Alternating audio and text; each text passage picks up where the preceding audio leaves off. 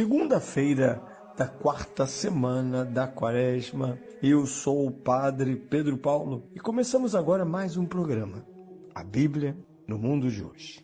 Bem, para começar o dia, voltamos-nos para o domingo, para ontem, onde o Evangelho de São Lucas, no famoso 15º capítulo, ouvimos a parábola dos dois filhos e do pai prodigioso, porque pródigo é o pai e não aquele filho. Uma parábola é sempre uma imagem, e como toda imagem, propositiva. Quer provocar-nos com a sua linguagem, com o seu raciocínio, com os recursos à disposição, um outro comportamento. Nós somos antes, depois do impacto da imagem.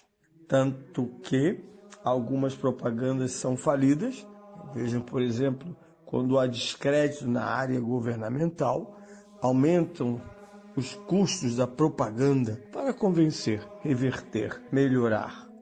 Ou, quando queremos destruir alguém, fazemos uma propaganda negativa que atinge a sua imagem pública.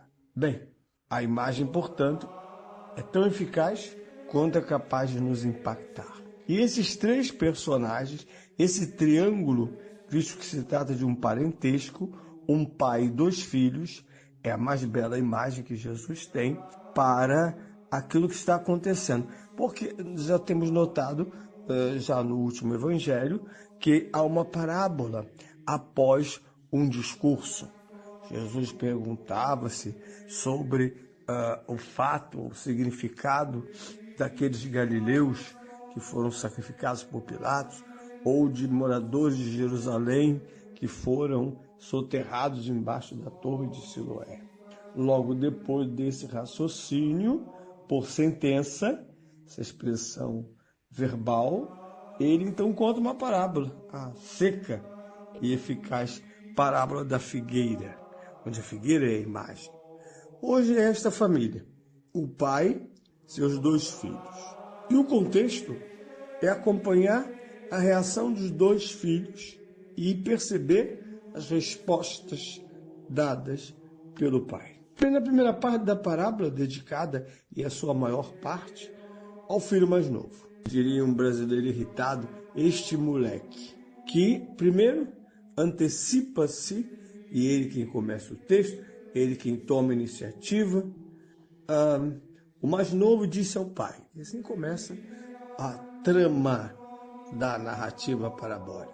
Ele simplesmente diz ao pai que quer usufruir de direitos inexistentes, porque em relação a pais vivos, pais ou parentes, nós só temos acesso ou proibição de acesso à herança em vida quando eles determinam, e normalmente é mais fácil em vida perder acesso a uma herança do que ter acesso a ela, visto que herança é aquilo que mortos nos deixam, antepassados nos deixam.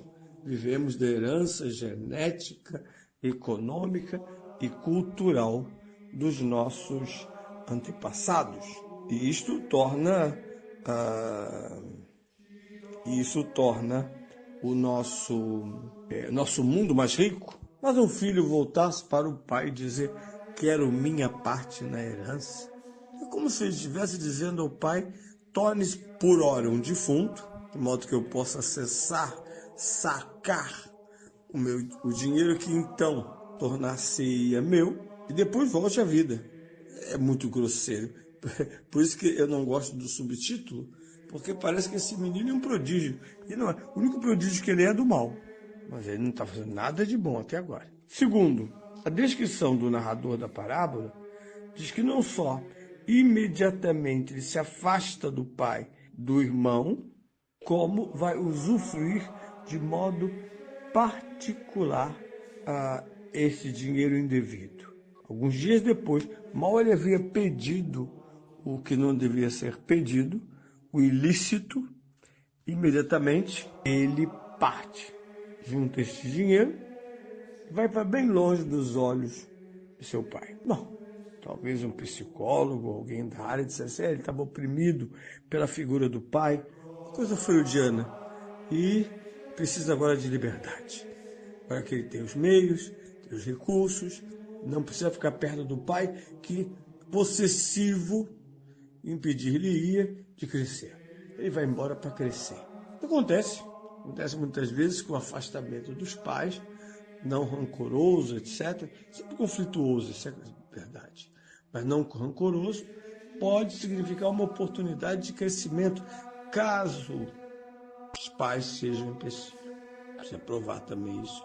Não há uma simples fase, você me sufoca. Às vezes é a comodidade, e esse filho queria comodidade. Não queria juízo, não queria interferência. O dinheiro era dele, ponto. E aqui vem o pior dos quadros, que é o início da tensão. Longe do pai, com os recursos indevidos, o que ele faz? Ele esbanja. Uma palavra muito conhecida dos brasileiros, né? Esbanja. Ele esbanja. Esbanjar significa desperdiçar. Recursos que nem seus eram. É como esbanjar recurso público, né? Da pessoa, é recurso aplicado ao cargo e aos deveres do cargo, e ainda com o dever ético de encontrar sempre o melhor orçamento por custo, e não simplesmente passar o cartão pago por toda a nação, porque é um privilégio de gente maluca e desonesta usar o cartão que o país paga para seus próprios e pessoais e mesquinhos fins. Bem, chegamos ao auge. Ele gastou tudo.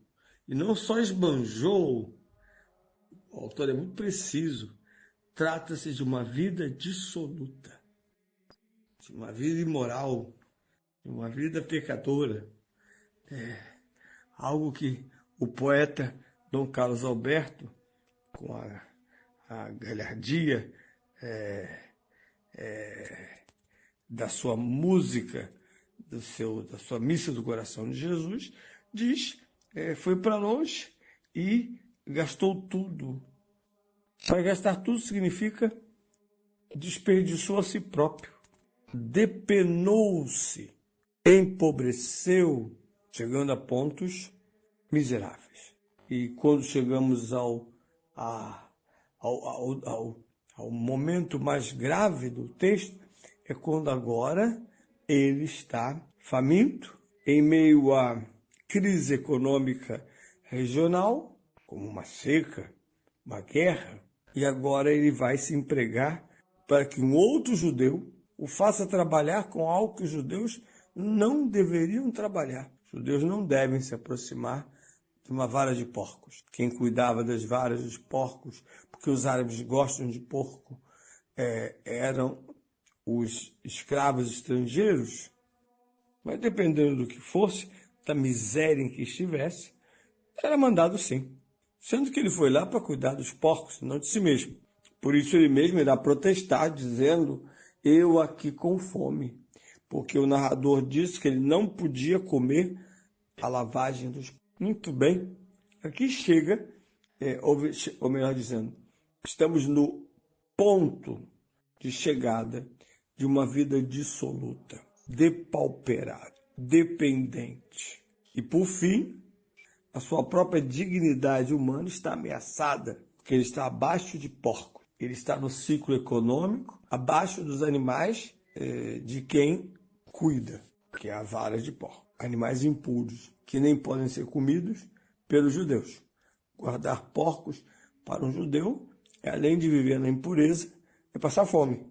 Porque não pode comer carne de porco, não pode fazer um churrasquinho, diferente de ovelhas e vitelos e outras carnes que também, como porco, são saborosas.